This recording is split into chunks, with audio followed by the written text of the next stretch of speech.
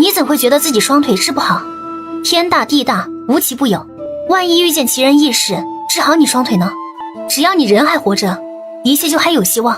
宋景虽还没有机会查看他双腿，但知道书中剧情，他是男主，怎么会治不好双腿？我要和离的真正原因，不是因为你双腿废了，而是你对我没有感情。2年来，你对我动过心吗？你不过是把我当成摆设，当成照顾4个孩子的嬷嬷。之前不要脸倒贴嫁给你，是我不对。不过你放心，我一定会尽全力为你们度过灾荒，而且治好你双腿之前，我不会丢下你和孩子不管，我一定会安置好你和孩子再离开。说完便要推开他的手，却被他死死抓着不愿放。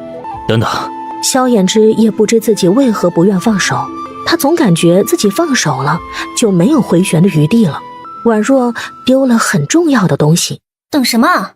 放开手再说话。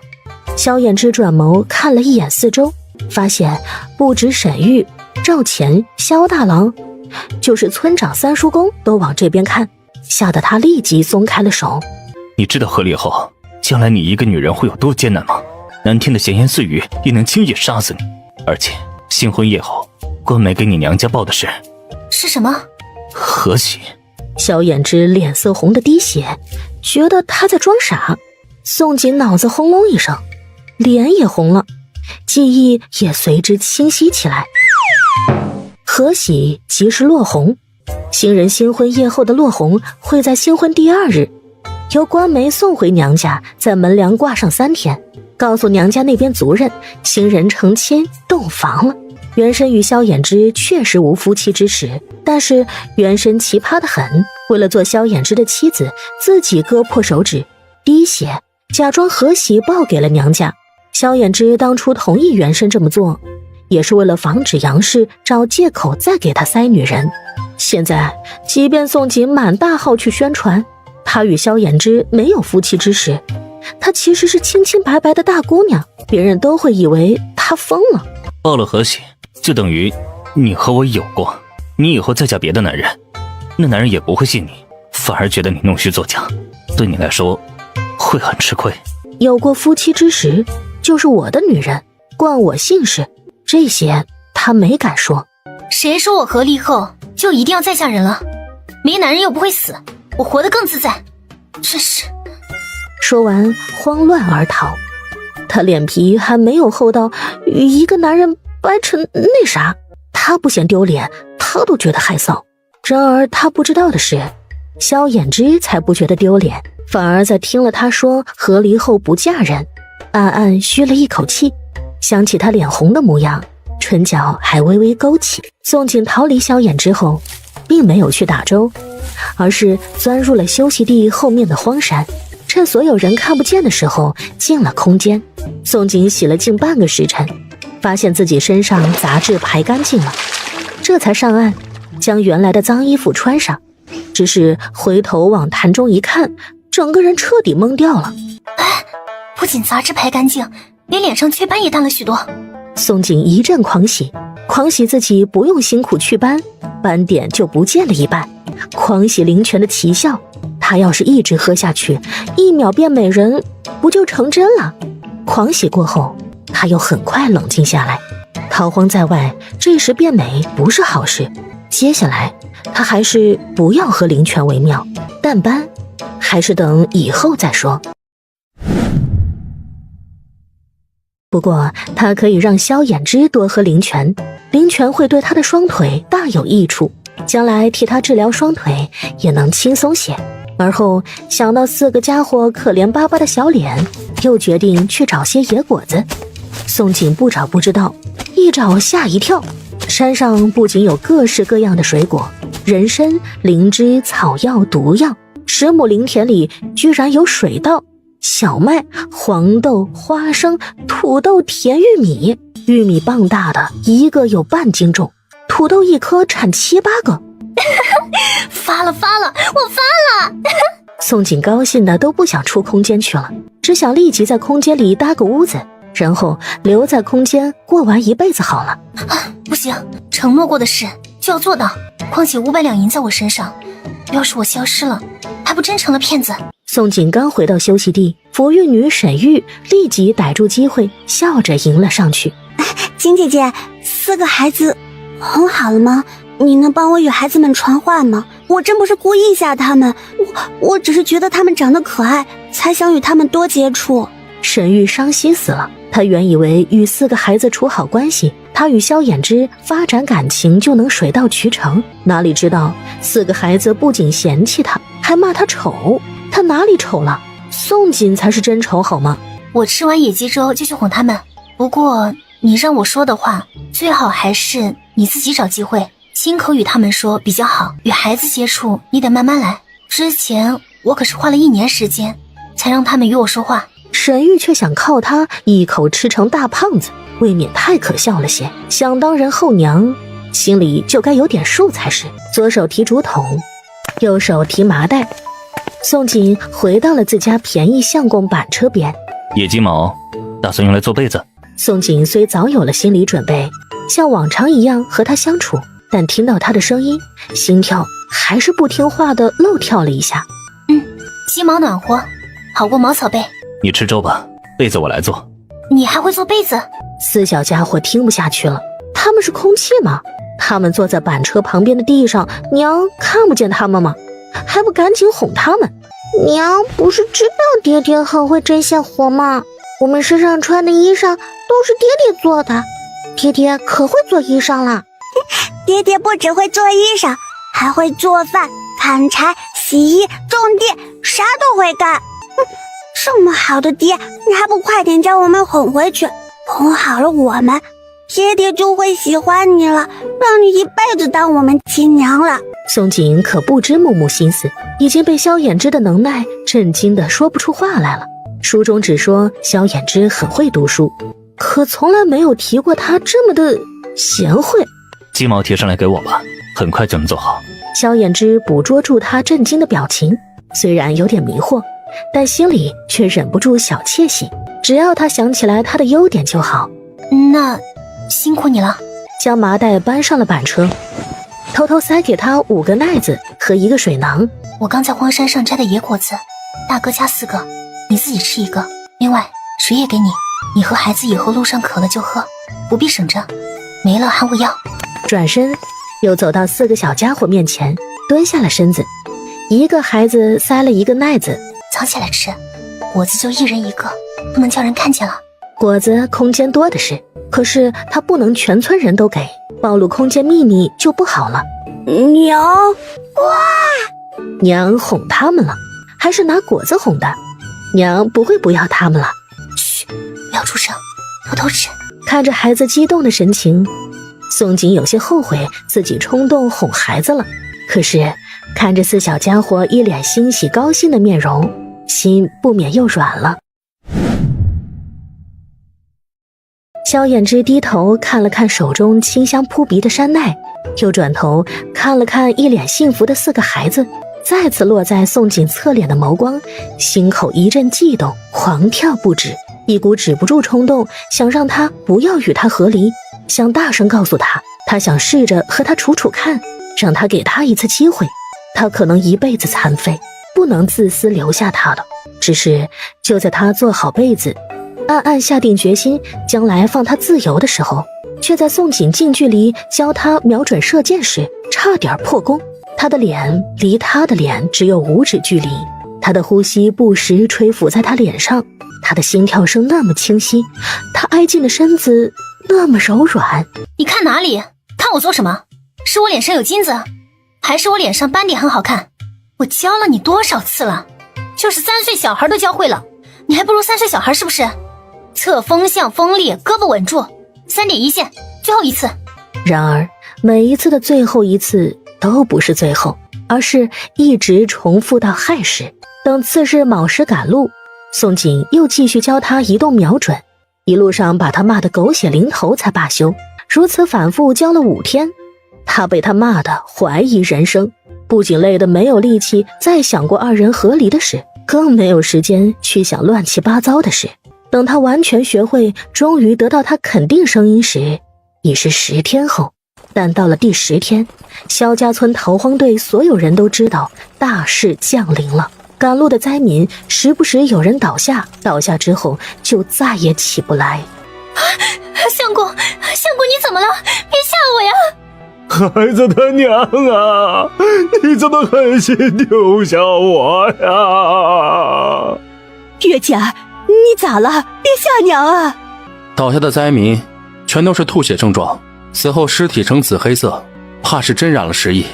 食疫就像收割生命的死亡镰刀，不知何时就会挥向众人，容不得他们不怕。胭脂大哥，锦姐姐，村长，三叔公，要不咱们先停下几天，脱离大部队先避一避。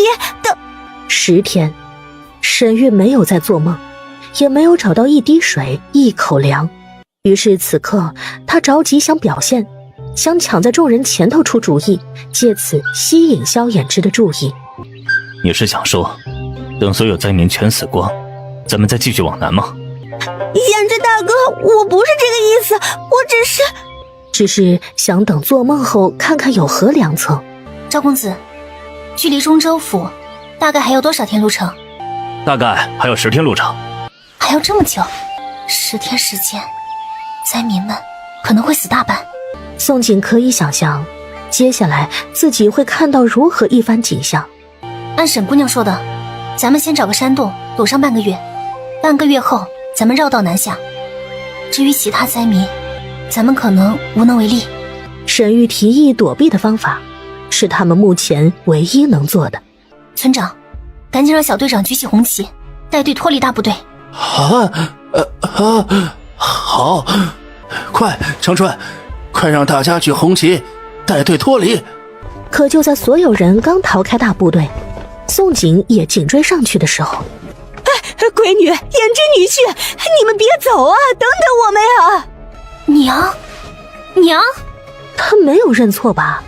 追过来的妇人是原身的娘亲刘氏，而且不止刘氏一人，刘氏身后还追着一群人，一辆板车。大哥、大嫂、二哥、二嫂。然而就在他高兴想迎上去的时候，萧衍之倏地抓住他的手腕。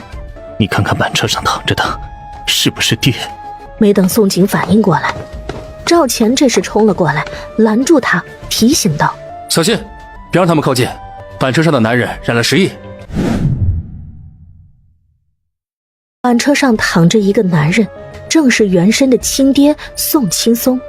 虽然他这个女儿是换了心思的，可是看见宋青松衣上染着乌黑的鲜血，躺在板车上不知死活，他的脚底立即一股寒气往头顶上窜。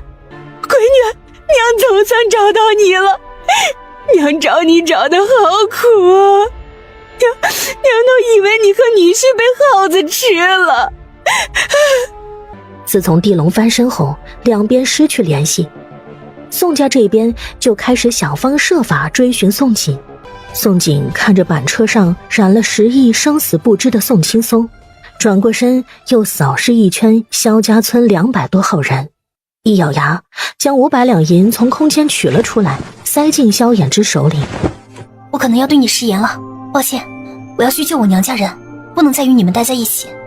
倘若15天后我没有在这里等你们，你们不必再等我，跟着村长他们南下。一定要分开，必须分开，食疫容不得玩笑。我娘家人必须全部隔离，我带他们单独去另外一个地方。假如15天后我未能出现，说明我也不幸染上食疫，到时你和孩子只能靠自己了。他虽是从另一个世界来的孤魂，可是他占据原身的身体，还继承了原身的记忆。冲着这2点，娘家人他必须救。行，我与孩子这边有大哥大嫂在，你不用担心。你照顾岳父一定要时刻小心。我与孩子等你20天。他不想他走，可是他知道自己留不住的，也不能留。萧家村200多条性命，他与宋锦都不能自私的让娘家人加入萧家村逃荒队。好，20天后，如果我和娘家人都侥幸活着，辰时就在这里等你们。你们4个小崽崽要乖乖听你们爹的话，记住，不能离开你们爹爹的视线范围，知道吗？四小家伙泪水眼眶打转，看着他就是不说话。下次我回来一定给你们带好吃的果子，还带玩具。害怕再看四小家伙瞬间崩溃的脸色，宋锦忙转身走到萧大郎夫妇面前，托孤似的交代：大哥大嫂，我娘家人染了10疫，我不能不管不顾。我不在的这段时日，孩子与二郎就拜托你们了。若是我回不来，麻烦大哥大嫂带他们走。弟妹放心，我和你大哥一定照顾好二郎和孩子。宋锦告别萧大郎夫妇，又去与村长、三叔公交代如何防疫的话。临走之前，不忘记给赵钱画大饼。赵公子，我不仅会做那个东西，还会做比那个厉害100倍的玩意儿。你若是愿意赌一把，请等我20天。若是20天后我回不来，你可以随时离开队伍，我不怨你。不过这20天内，请你尽全力保护所有人。你说的真的？不会是给我画的大饼吧？赵钱明白宋锦说的那个是指10发连弩，但比10发连弩还厉害100倍的玩意儿，这牛皮给他吹上天的，让他怎么相信？大家保重，20天后的辰时，此地相见。宋锦没时间去管赵钱信不信，回头冲着萧家村所有人挥了挥手，便朝自己娘家人跑去。他与嚎啕大哭的刘氏抱在一起，带着娘家人拉着宋青松离开了所有人的视线。离开的时候不曾回过头一次，义无反顾的模样伤透了四小家伙的心。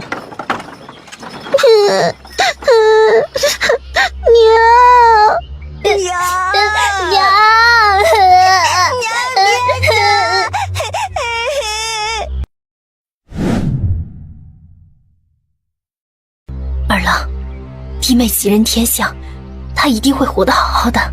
萧衍之在宋锦不顾一切冲向刘氏时，心口一阵窒息，直到宋锦带着娘家人消失，冷白的肤色使连最后一点血色也消失殆尽。村长，三叔公，按照我妻子说的做，所有人先找山洞躲避20日，在山洞20日，所有壮劳力除了找水找食，还要跟我学射箭。宋锦离开前，不仅在10日内教会了他射箭，还做了50把弩箭。趁着有时间，他要教会村里男人，让所有人都有自保的本事。况且他要自己找事情做，不找事做，他觉得自己可能会疯。沈玉与自己祖父祖母跟着萧衍之板车不远处，激动的唇角的窃喜都藏不住。所有人心情低落，沈姑娘心情瞧着却挺好啊。怎么会？这个时候谁有心情啊？赵钱是他的第2选择，如果萧衍之不能成为他的男人，他才会选择赵钱。虽然成为3000后宫中的其中一个不好，可是至少会有享之不尽的荣华富贵。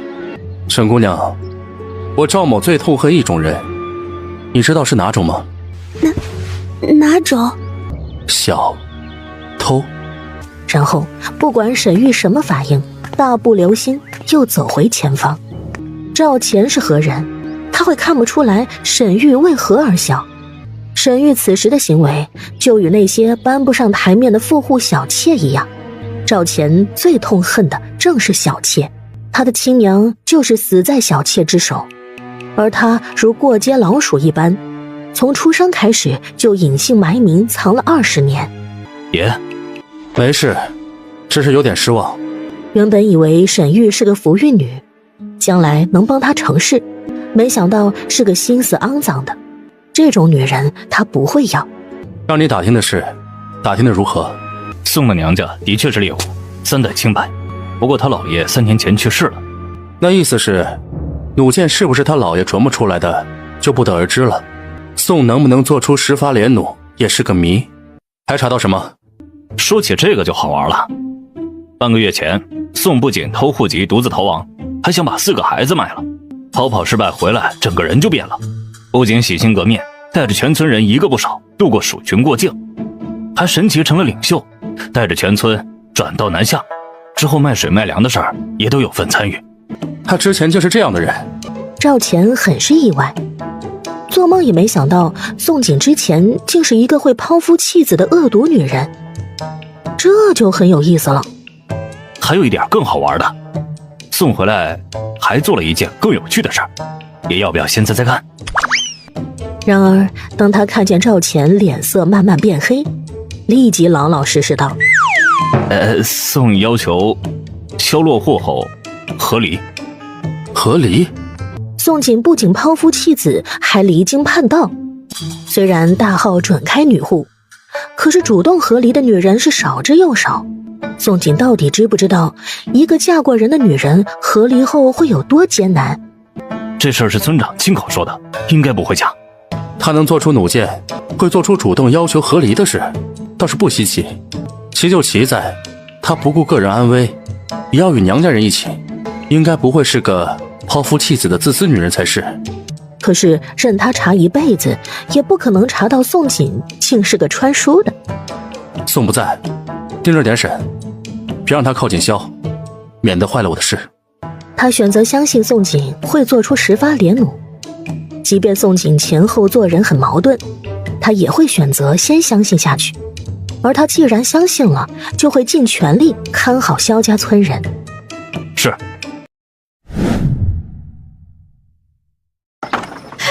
相公，婆母快看，那里有间荒庙，咱们找到能住的地方了。宋锦闻言，顺着张氏手指的左边方向看去，果然看见一座破败不堪的荒庙。去那边找找看，有没有山洞？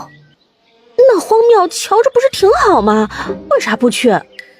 二嫂没听过一句话，宁可夜宿荒坟，不可旅居古庙。地龙翻身，房屋倒塌的教训，二嫂还不够记忆深刻，还想要再尝试一下。还有刘匪也喜欢荒庙，二嫂你想去和他们凑一凑热闹？我闺女说的对，宁可夜宿荒坟，不可旅居古庙。老大家、老二家的全都听我闺女的，她让咱去找山洞就去找山洞，全都不许给我废话。还好刘氏是个宠女儿宠到没边的，不管任何事任何时候，只要是她闺女说的，她都觉得自己闺女是对的，别人都是错的。宋锦也顺利地赶在天黑之前，带着一家人在大山的半山腰上找到了一个天然山洞。宋锦在一旁查看宋爹、宋安、宋祥身体状况。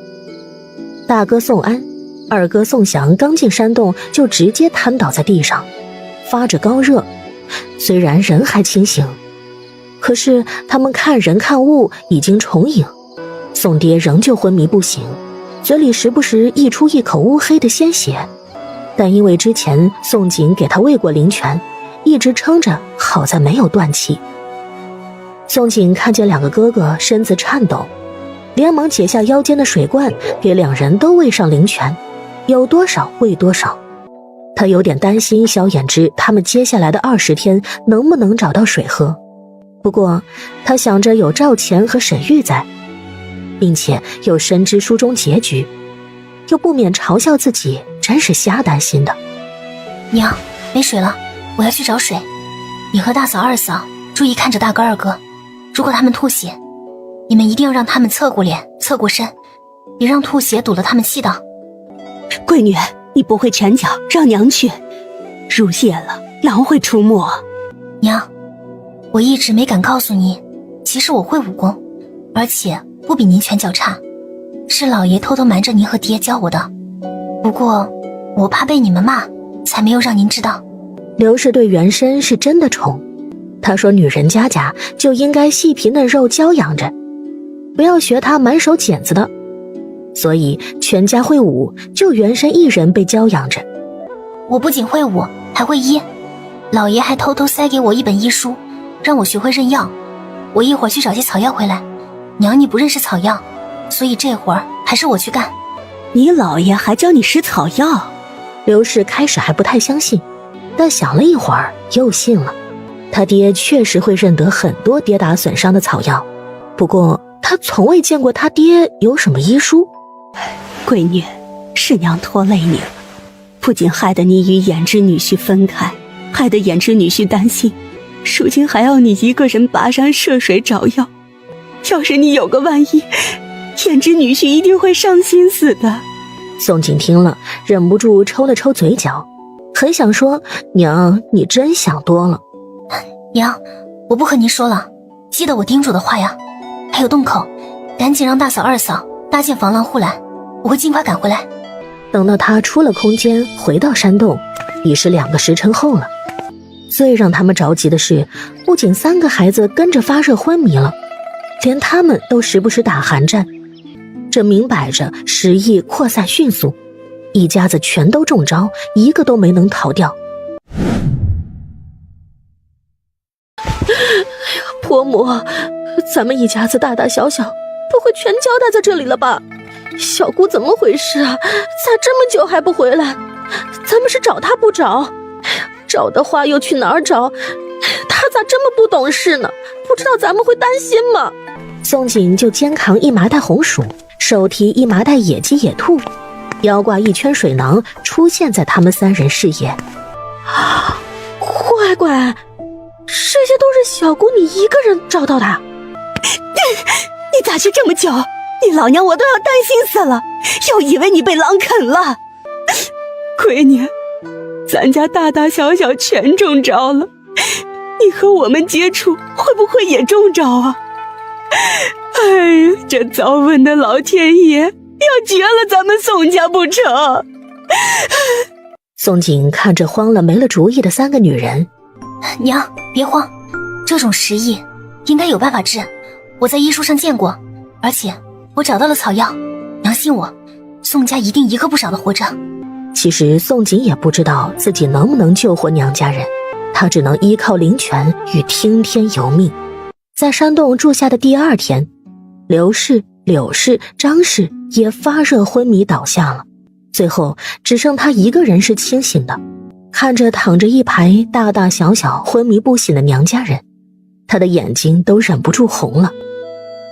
等到了第10天，他终于笑了，因为最早倒下的宋爹口中不会再溢血。大哥、二哥也是在第13天的时候停止吐血，侄子侄女刘氏、柳氏、张氏第15天也跟着变好起来，呼吸越来越平稳。只是到了第17天的时候，宋爹刚睁开眼，宋锦一高兴就倒下了。不过他不是染了时疫，而是由于紧绷17天的心突然一松懈，疲劳过度才昏睡过去的，而且一昏睡就睡到了第19天的午时。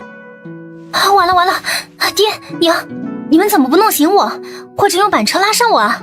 宋锦醒来的时候意识混乱，以为自己错过了时辰，很慌张。他对萧衍之食言了，要是萧衍之先南下了，他去哪里找？他的户籍可怎么办呢？闺女急啥呀？让衍之女婿多等半天，你俩感情会更好些。感情好了，接下来给我生个外孙也快些。娘，现在是要人命的时候，不是开玩笑的时候，懂不？万一他走了，找不到了，我哭都没地方哭去。没有户籍，我会成为流民，甚至还可能被当成流匪的。傻闺女啊，你娘逗你呢。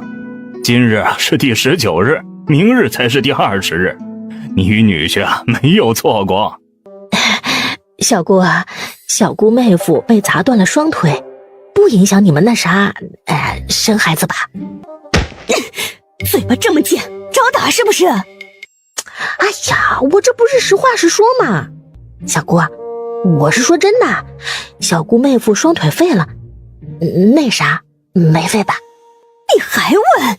看我打不死你！虽然张氏是个口无遮拦的，但是却问出了他们一直想问的话。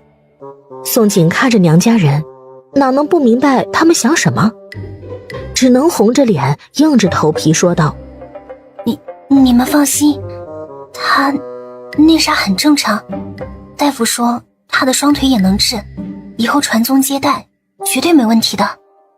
乖乖，他一个单身狗，逼他说这样的话真的好吗？萧衍之、赵钱他们也在等着第20天辰时早点到来。一切只因第10天的半夜，一个壮劳力外出放水，不小心被一头狼盯上了，暴露了萧家村休息地。然后第12天，这头狼带着300余只规模吓人的狼群将他们团团围住了。整整9天，所有人都被困在山洞里，不仅出不去，还隔三差五遭到狼群攻击。第16天时，萧衍之他们就已断水断粮。若不是阿二把杀死的几只狼烤了大家吃，所有人都要活活饿死了。但是他们不能再等下去，若再等下去，他们最后还是会被困死在山洞里，然后遭到狼群分尸。他娘的，我赵钱从来没有这么窝囊过，居然被一群畜生围堵了。萧兄，今夜必须带着所有人杀出去，不杀出去就全部等死。那是300多只恶极的野狼，不是兵匪。他的3个死士即便再厉害，他也不得不承认自己干不过狼群，这让他特别憋屈。萧衍之也很心急，他与宋锦约好晨时间，若是他们一个都没出现，宋锦会不会觉得他们南下不等他了，然后他从此与宋锦天人永隔了？赵兄，当前应该帮助阿二冲出去，到约定地点找我妻子。若是我妻子的，挺过10亿，他娘家一家人能帮助我们脱困。宋家全家都是猎户，不管男女，全都是会武的，而且常年进山打猎，对付狼群应该有一套。一旦拉回来，不失为一助力。虽然这一刻他心底里不愿意让宋锦回来涉险，可是他有种莫名的直觉，若是宋锦回来，他一定能救大家脱困。而且他自私的想知道他是否安好。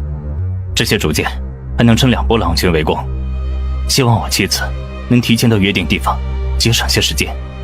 阿二，一会儿我们这边吸引头狼注意，你趁机冲出去。是，爷。衍之大哥，金姐姐她和娘家人能活下来吗？阿二会不会白跑一趟？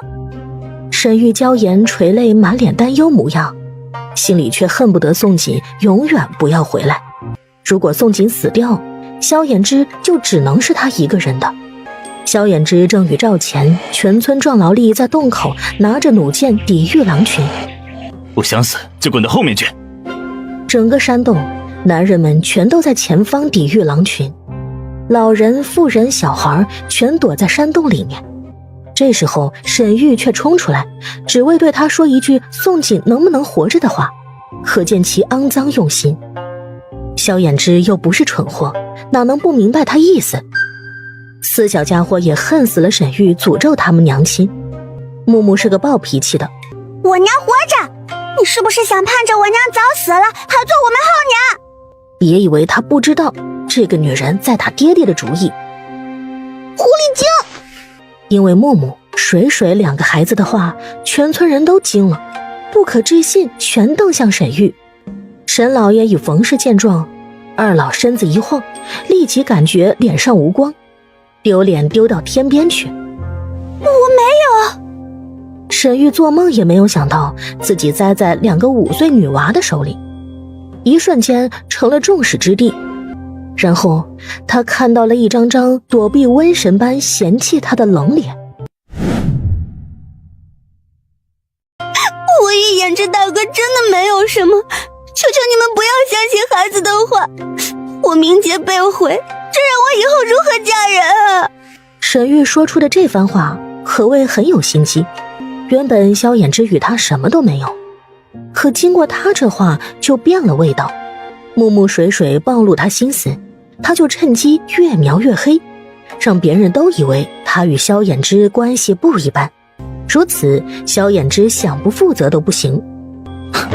沈姑娘小心说话为妙，免得这话传到我妻子耳中，让她误会了可不好。自从与宋锦分开后，这个女人落在他脸上的眸光更加肆无忌惮。他不是不知道，而是觉得恶心到自己，当作没有看见而已。赵钱见一波狼群又要冲过来，哪里凉快滚哪里去，没看见我们都在防狼吗？赵钱这刻觉得自己丢脸极了，无比后悔与沈玉同行。萧衍之与他们那边惊险万分，宋锦与娘家这边一点儿也不知情。因为空闲1天时间，宋锦亲自动手做了9个竹蜻蜓小玩具，之后以放水为借口，瞒着家人偷偷进空间摘果子。原本宋锦只想摘几个苹果哄4小家伙，可是想到萧家村人不知有没有吃的，便冒险摘了2麻袋。摘了苹果后，他又凭着记忆找到了那棵之前发现的箭毒木，拿了2个水罐，小心地在箭毒木树上取了整整2罐毒液。因着宋锦摘的2麻袋苹果，还有一家人连夜削的竹剑和做的10把弩箭。第20天卯时，一家人再上路的时候，板车是拉得满满当当的。然而宋锦做梦也没有猜到，他满心打算预留着备用的竹剑和毒液，才刚到与萧衍之约定的地点，就立即使用上了。而虽在赵钱、萧衍之帮助下成功冲出了山洞逃了出来，可还是被头狼发现了。头狼是300余只野狼首领，那纸上是成精了的，很聪明，带着大部分狼群攻击萧衍之他们，却令40-50只野狼去围追阿二。阿二被追得很是狼狈，好几次身上挂彩。哇塞！宋锦被阿二身后的狼群吓了一个大跳，爆了一句粗口，被迫提起短斧，带着娘家人冲着狼群迎了上去。宋家除了刘氏一个留下护着3个孩子，张氏、柳氏、宋爹、宋安、宋祥也被迫掏家伙杀狼。还别说，张氏、柳氏2个女人迎向狼群的时候，身影英姿飒爽。宋爹他们3个男人默不吭声杀向狼时，也是威风凛凛。你捅了人家狼窝，还是偷了人家狼崽子？他还以为回来迎接他的是4小家伙兴奋模样，哪里知道迎接他的是群恶疯的野狼。不是我捅了狼窝，是这群畜生先盯上所有人，你看见的只是一小部分，还有200多只畜生正等着你收拾。你相公也正等着你去救。什么？200多只？7人是花了差不多小半个时辰，最后一只野狼才死在阿二短刀下，并且7人身上多多少少挂了彩。快跟上，路上说。宋锦和娘家人所有人都知道事情的严重性，立即拉着板车跟上，一路急奔。萧衍之他们的情况十分的危急，狼群随时都可能扑进去咬了所有人。娘，找棵树带孩子爬树上去，其他人全部换弩箭，所有竹箭沾上这些毒液，等会我先出去吸引头狼。爹，你们在古坡远程射杀。二，你在我吸引头狼时，趁机将1罐毒液和竹箭送进山洞去，让所有人冲出来，与我们前后绞杀狼群。不过切记提醒众人别射到自己人了，这毒液叫见血封喉，一不小心射中，人就会当场毙命。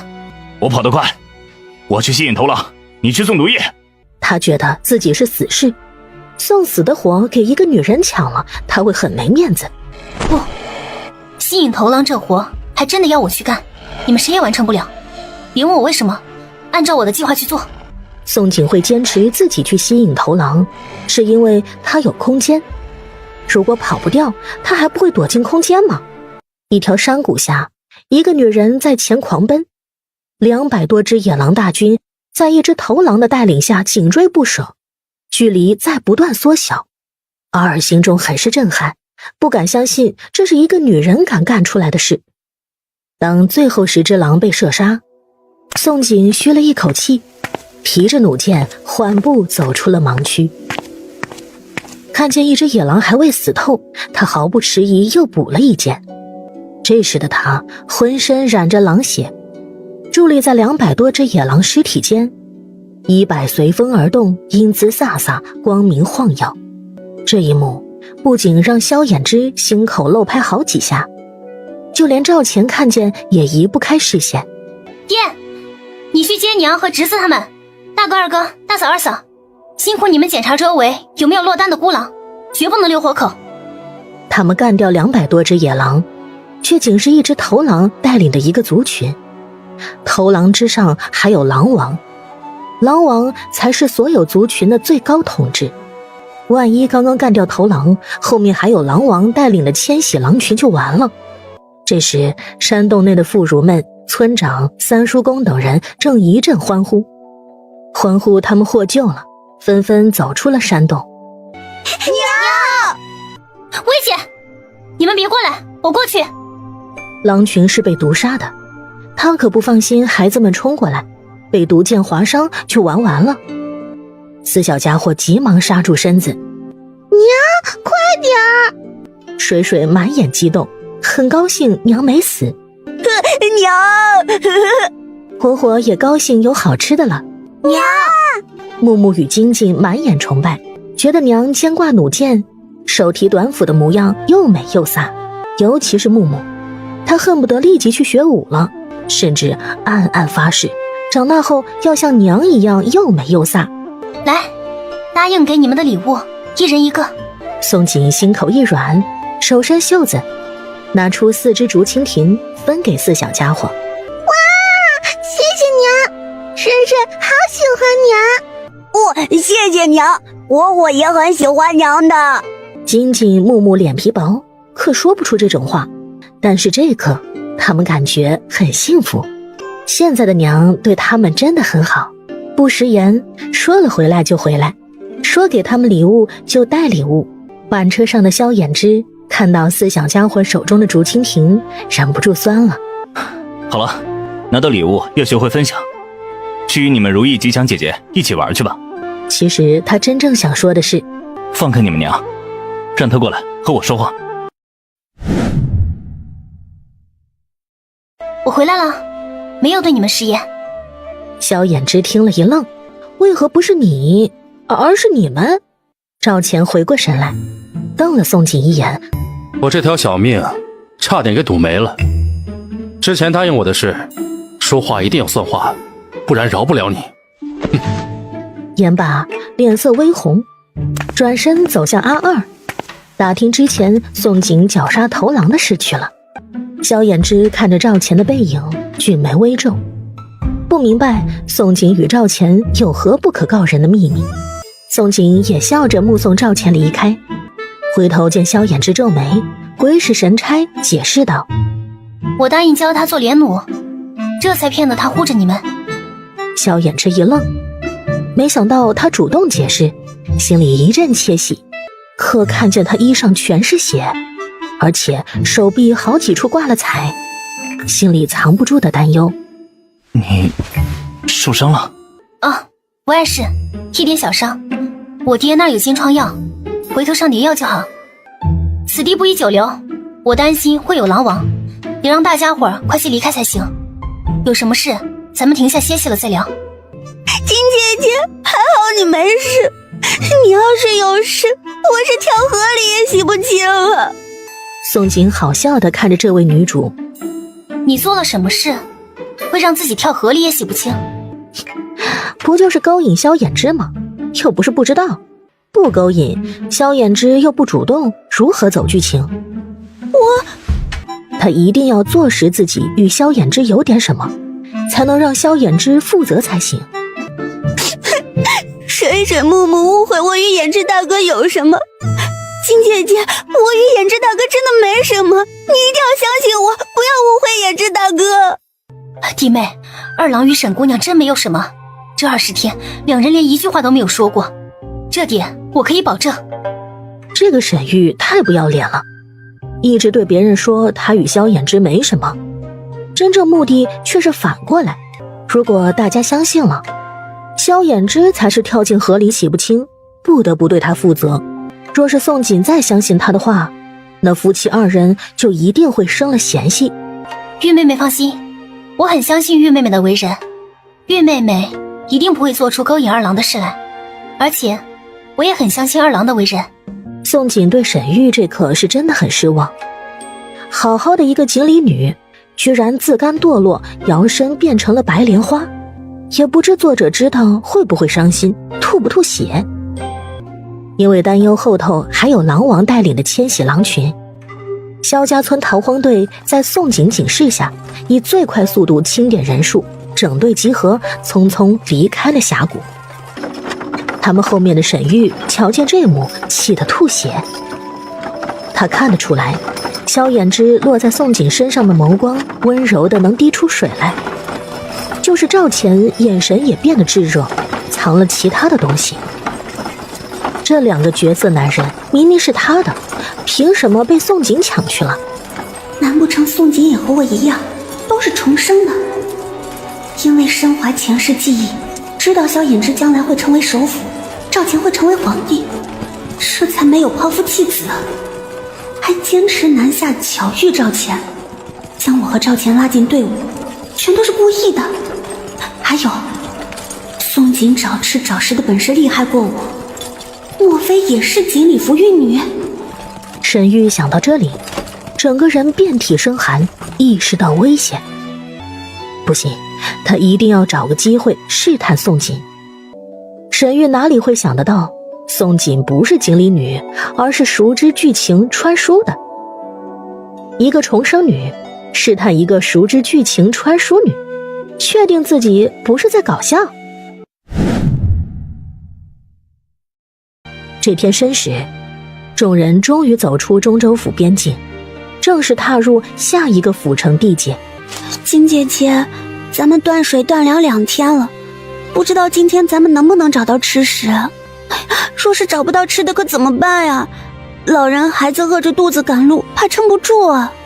找不到就只能尽全力去找，实在真的找不到，只能冒险找老鼠洞，挖挖看有没有蛇类。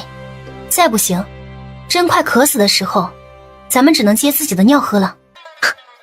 宋锦哪会不明白，最近沈玉总是暗中盯他，即便他与娘家人一起外出找食，沈玉都会跟上来。还有，沈月半个月没做梦，真没办法找到吃的，还是不想找。金姐姐，你说什么？喝尿？对啊，喝尿至少可以让大家伙儿再撑个4、5天，4、5天可以走很远的路，只要到了别处，咱们就一定能找到吃喝。金姐姐，你是说真的，不是开玩笑？沈玉这下糊涂了，不免怀疑自己是不是想多了。或许宋锦不是重生的，只是因为他自己重生了，前世才与今生不一样。宋锦心里笑得不行，吓唬道：虽然尿的味道有点冲，但真能救命。言罢就与沈玉错身而过，跟上宋爹、宋安、宋祥、萧大郎一起外出找食了。然而这天，宋锦运气偏偏好到能吓死沈玉。好巧不巧，宋锦发现了一个山洞，钻进1人高的山洞，里面却天宫鬼斧，一条地下河蜿蜒曲折，重点是河水清澈干净，没被污染，不仅所有人喝不完，还能在河里沐个浴呢。快去通知所有人，把休息地转移到这里来。宋爹尝了一口地下河水，发现甘甜清凉。1个时辰后，萧家村逃荒队所有人扎营山洞外，大家伙不仅看见了山洞内的地下河，还喝上了干净甘甜的地下河水。宋氏，你真是萧家村的大福星啊！是啊。村长三叔公激动得老泪纵横，直接对着宋锦鞠躬。宋锦可不敢接受2人的大礼，着急躲开了。村长、三叔公，你们这是想让我折寿不成？不就是找到水源吗？向来冷静自持的萧衍之眼底也藏不住激动，恨不得自己双腿能动，亲自进山洞看看。萧兄，赵某要沐浴，你要不要一起来？逃荒以来，别说沐浴，就是连水都没得喝。萧衍之听到赵钱的邀约，回头看向宋锦，见宋锦正好笑看着他，脸色腾的红了。我想去清洗一下，身上味道实在不好闻。去吧，让大哥背你进去。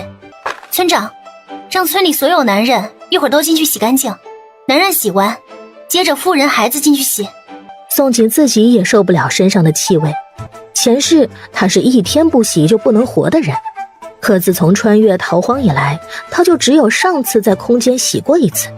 还好大姨妈没来，要是来了谁受得了？而且万幸头发没有长头虱，要是长了头虱，他都不想活了。不过想起一直没来的大姨妈，宋锦有点担忧。他穿过来是7月，如今9月，可是大姨妈一直没有造访。他有点怀疑身体是不是饿伤了，可他替自己把过脉，又发现自己不仅身体正常，还因为喝了灵泉，体质胜过一头牛。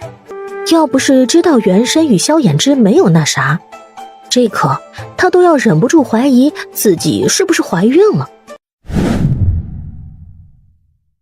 金姐姐，一会儿我也要清洗，能和你一起吗？随便你，反正所有妇人一起。真是走到哪儿都有女主。金姐姐，你的运气怎么这么好啊？这么隐蔽的山洞都被你发现了。宋锦忍不住打了个恶寒，实在不想与这个女主掰扯。我娘家3代打猎的，若是连个山洞都看不见，怎么能叫打猎的？你说对吧？他莫名生出一种欲望，想将女主踢出逃荒队，就是不知改变了剧情，他这个变数会不会被抹杀，直接原地消失？没办法，为了活命，他只能先忍着这个脑子有包的女主了。萧衍之与赵钱足足洗了1个时辰才从山洞出来，2个男人相貌当真是人中龙凤。清洗干净的2人端的是一个金贵不凡，一个风光霁月。这刻不仅沈玉看吃了，就是宋锦见了也一时难以移开视线。萧衍之刚被萧大郎背出山洞，就敏锐察觉到2道视线落在自己脸上，但是他莫名心有灵犀，刚转过头就与宋锦对视正着。宋锦没想到自己偷看美男会被发现，摸了摸鼻子迎了上去。你的腿伤没恶化吧？伤口边缘颜色怎样？是粉色还是黑色？这个问题他从穿书过来就想问，一直憋到现在才有机会。而他心里其实最想让他直接脱了裤子，让他认真帮他检查腿伤，可是他没这个胆让他直接脱呀。腿没事，伤口愈合了，而且恢复很好，伤口周边是正常肤色。那你以后自己多注意，别等伤口恶化再告诉我。我知道，有个疑问一直想问你，岳父岳母他们染的10亿，是你治好的吗？对，我姥爷在我小时候给过我一本医书，教我识草药。其实我不仅会武，还会医术。不过你不知道我会武会医术，一点不奇怪。毕竟我连自己最亲的娘家人都隐瞒。宋锦害怕萧衍之脑子太过聪明，很快反应他话里漏洞。我去给孩子们清洗，你头发等我回来再帮你绞干，还有脏衣裳等我回来一起洗，不要叫大哥帮你。萧衍之刚想脱口而出说不必，听了他的叮嘱，耳根一下红了。我等你回来。成亲2年，夫妻2人脏衣服一直都是分开各洗各的。虽然这不是他第一次主动开口要帮他绞头发和洗衣裳，可这是他第一次心悦他的亲近。4小家伙如意吉祥，自从有了他娘家人一起上路，再也没有与萧衍之挤1辆板车，而是与3个侄子侄女挤在一起玩。小崽子们，你们一个个臭烘烘的，快下来洗刷刷了，你们娘帮你们洗香香了。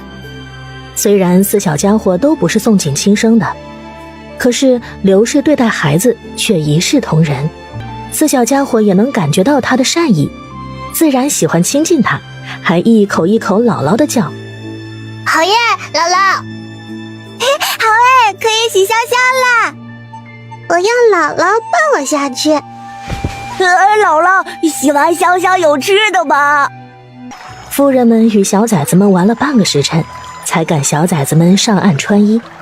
毕竟这里是地下河水，比较冰凉。小崽子们通通被赶出去后，宋锦也和妇人一起清洗。秦姐姐，需要我帮你洗发吗？不必。要不是知道沈玉喜欢萧衍之，他都忍不住想一脚踹飞沈玉得了。当然，沈玉也不是真要帮宋锦洗发，他不过是想要套话而已。金姐姐，你说这条河里有鱼该有多好啊！只要有鱼，咱们就可以抓了鱼煮来吃，大家伙今夜就不用饿肚子了。玉妹妹，你真是太聪明了，一语惊醒梦中人啊！这河里指不定真有鱼有何仙。等会儿我抓到了鱼，玉妹妹，你可是大功一件。说完，宋锦没管沈玉如何震惊，立即就起身去河中摸鱼。不过他这个摸鱼就很有意思了，他的手伸向暗礁处，再往河里引流一点空间内灵泉。地下河中那些藏在暗礁石缝里的野味河鲜，闻到灵泉，宛若闻到鱼腥味的猫，纷纷惊动了，不仅疯了似的钻出石缝，还主动游到宋锦身边来。小半刻钟不到，哗啦一声，宋锦从水中站了起来，手里抓着一条巴掌大的鲫鱼，啪一声丢上岸。河里很多鱼，玉妹妹，快点过来帮忙抓，今夜咱们有鱼吃。沈玉僵硬转头，看着岸上正活蹦乱跳的鱼儿，又看看一脸兴奋忙着抓鱼的宋锦，险些一口血吐出来。他实在不知宋锦到底是不是重生锦鲤女，若真是锦鲤女，为何之前不知道河里有鱼？如果不是，为何福气又比他好？他随口一说，宋锦随手一抓就能抓到鱼。锦鲤女沈玉被宋锦深深打击到了。当他看见宋锦与妇人们抓了近100条鱼儿，欢欢喜喜弄出山洞，换来萧衍之与赵钱的惊艳眸光，他恨不得戳瞎自己双眼。自打他遇见宋锦之后，他就发现自己成了陪衬。赵钱与萧衍之进入山洞清洗时，其实有让阿二他们几个试着抓鱼，可是阿二他们别说抓到1条鱼，是连只蝌蚪都没有发现。有个事我很好奇，为何我与萧兄都没有发现河中有鱼？这个你要去问玉妹妹了。玉妹妹跟我说河里有鱼，我才去抓的，谁知道越抓越多。我怀疑玉妹妹嘴巴开过光，只要出自她的金口，一定灵验。萧衍之原本也很好奇鱼儿怎么凭空冒出来的，听到宋锦提到这里边又有沈玉的功劳，好奇立即变得索然无味。阿锦，过来帮我绞干头发。他等这一刻等得望眼欲穿了，结果这女人还有时间与赵钱说话，这点让他很不爽快。男人敏锐的直觉告诉他，赵钱将来对他绝对是个威胁。哎，就来。之后沈玉又看见一幕气死他的画面，宋锦娘家人带着4小家伙与全村妇人小孩们一起围着一圈，看着萧长春他们杀鱼，所有人都欢声笑语，比过年还要热闹。宋锦则屁颠屁颠跑向萧衍之，拿了一块棉布替萧衍之绞干长发，而他沈玉成了可怜虫，孤零零陪着自己祖父祖母坐在一个角落里。宋锦一定是知道他对萧衍之的心思，故意恩爱给他看，好深的心计，好奸诈的女人。然而他真的是想多了，宋锦只是觉得萧衍之是伤残人士，而且不能事事都麻烦萧大郎。萧衍之感觉到一道哀怨的视线落在自己脸上，没有回头，也知道是沈玉。不过眼下他没时间去生气，因为宋锦给他绞头发了。这是他第一次与他如此亲密接触，虽然他只是帮他绞干头发而已，可这种事只有最亲密的夫妻才会做。你头发也要帮忙吗？而他问出这话，也是想延长2人接触的时间，不愿意那么快放开他。不必，一会儿我还要去洗衣，散着它自然会干。萧衍之与宋锦那边甜蜜蜜，沈玉这边苦兮兮。玉姐儿，不要再去肖想不该肖想的人了。你若真想嫁人了，可以试着去抓住赵公子。赵公子这人不错，瞧着以后是个干大事的。之前你2人不是处得挺好的吗？我与你乃并非要插手你婚事，只是不忍眼看着你这么堕落下去。你一个黄花大姑娘，何苦要去给一个不良于行的残废做妾呀？这不是作践自己吗？若是你死去的爹娘知道你想给人做妾，还不得气得从坟头爬出来啊？沈玉原本就很难受，可如今他看上的2个男人都看上宋锦，这让他无法接受。但是没到最后，鹿死谁手还未可知。而且当天夜里他如愿做梦了，这次他做的是一个很恐怖的噩梦。他梦见数以万计的刘匪将萧家村逃荒队所有女人，包括他自己，给轮着弄死了。小崽子们也成了刘匪的锅中食，男人们全都死得一干二净。不仅萧衍之，就连有阿二他们保护的赵钱都没能活下来，一个个死状惨烈。这个噩梦把他吓坏了，半夜躲起来一个人呜咽哭泣。宋锦、赵钱、阿二、阿三、阿四全都耳力惊人，即便睡下了，可一直都处于高度戒备、半睡半醒的状态。4个男人发现是沈玉在哭泣，厌烦的互看一眼，便选择当作没看见，继续睡回去。为什么哭？还哭得这么伤心绝望？做噩梦了？他不知道要不要将这个噩梦告诉宋锦，可是不说出来，所有人都要死。可若是告诉了宋锦，万一宋锦想出法子再救所有人，他岂不是又给人做嫁衣？不愿说就别再哭，扰大家睡眠。金姐姐等下，如果我说出噩梦，金姐姐会相信吗？我做的梦很灵验的，但凡我梦见的事情一定会发生的。你先说说看，等我听了后才要选择相不相信你。沈玉憋屈死了，可当他扫了一圈浑然不知灾厄即将来临，仍在熟睡的萧家村人，狠狠一咬唇，便将自己做的噩梦一五一十告诉了宋锦。宋锦听完沈玉的噩梦，脸色沉得滴水，久默不语。哎呀，金姐姐到底相不相信我？好歹吭下声啊！相信，不过这事不要再告诉其他人，否则别说我没提醒过你。你被当成妖怪烧死，也是你活该。接下来赶路的事我来注意，需要你出力，我自然会找你。宋锦心里还是挺安慰的，这个女主虽脑子有包，但事关人命还是挺善良的，还好没有黑化成黑心莲。金姐姐真的相信我？相信啊。宋锦重重点头，不过临走前没忘记往她心窝补一刀。玉妹妹的嘴巴开过光的，我不就是相信玉妹妹才抓到鱼吗？放心，我很相信玉妹妹说的每一句话。沈玉心窝宛若挨了一刀，气得险些吐血5步。